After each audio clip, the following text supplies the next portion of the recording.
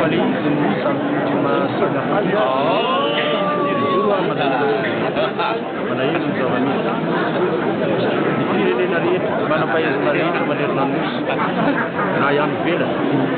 dia milaza manankarena zao ny zava-misy sy zarery avikan'izany manao an'izany fananganana na refondation dia révolution manovaraka ohatra ny lalavanirena fa na any amin'ny fampianarana ihany koa misy zavatra amboaritra any amin'ny fitsarana na amin'ny fandriam-palema fomba entina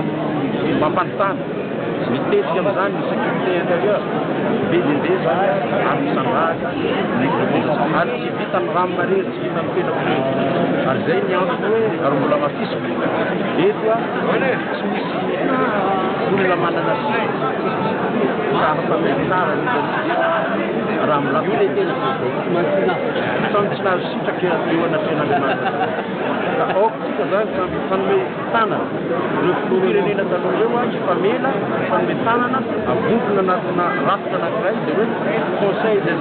présidents dia samy tonga ny darobiny amin'ny fanamafisana ny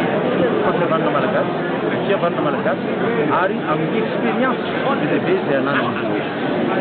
fanome tanantsika andorana Madagasikara zao tsy vitany hoe